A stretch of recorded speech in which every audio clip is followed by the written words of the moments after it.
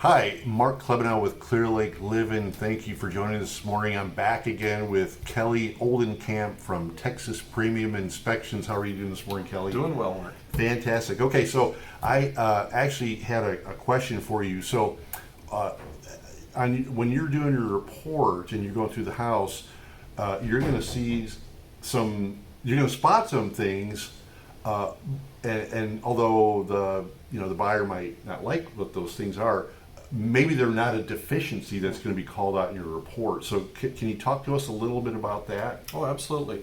And like I say, when to come into a house and to look at different things, of course, a buyer and an inspector are going to look at some things a little different. Okay. And there are things that in a house that are more maybe cosmetic or low key that are not deficiencies that we will possibly put in the report. Okay. But not mark as deficiency, which the buyer can still ask, for it to be fixed or repaired or something like that.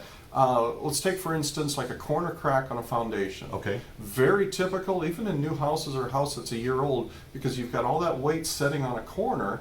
There's no way to reinforce that, so it just cracks. Okay. And it is not a deficiency. It's nothing wrong with the foundation, but we call it out at least to show it. And what we like to do in our report, Mark, is we mark those things in yellow.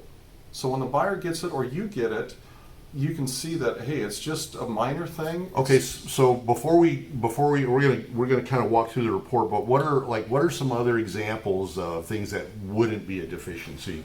If you see like a crack right in a corner, typically that's a drywall crack or tape crack. Okay, so got it. With the drywall. So that's a typical, let's say a doorknob hole in a wall. Yeah. That's fixable. Maybe a loose carpet. The carpet's starting to bunch, needs to be stretched back out a little bit.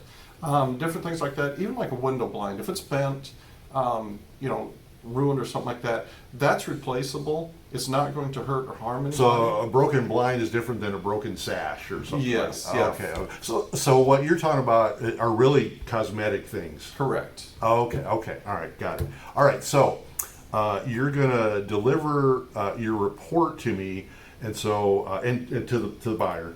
And so I'm going to be going through these reports kind of line by line. They're usually 35 pages long or whatever. So what am I seeing in the report?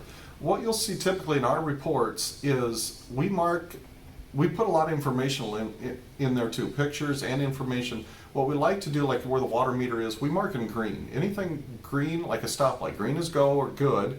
Yellow's more of a caution. Okay. The cosmetic, the low key, the stuff that really isn't deficiencies. And then we like to mark the more serious things that maybe are deficiencies in red. Right. So catches your attention. When I'm going through the report, I'm just going looking for red.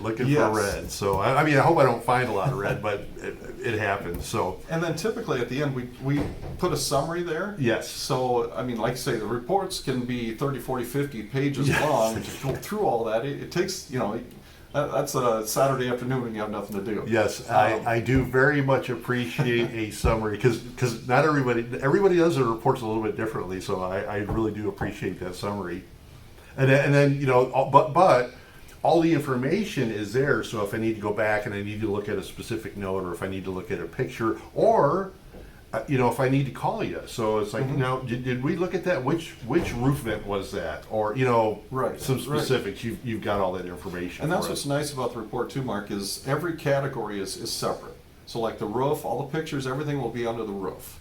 Foundation, electrical, all that is combined together, so you're not searching all through, looking at the pictures at the end, going back. Right. They're all integrated together. Fantastic. Well, that's all we have time for today. I hope you find, whether you're buying a home or selling a home, you need to hire an inspector. I hope you found it helpful. I want to thank Kelly Oldenkamp with Texas Premium Inspections for being with me again today. I'm going to give you all the information that you need to get a hold of him if you need to. And then you can submit any questions or comments that you have right here on the channel, and we'll get those answered for you. If you know somebody that's going to be needing an inspection buying a home, please feel free to share this video with them.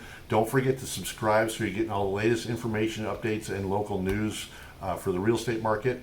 But for now, I'm Mark Klebenow with Kelly Oldenkamp. Bye for now.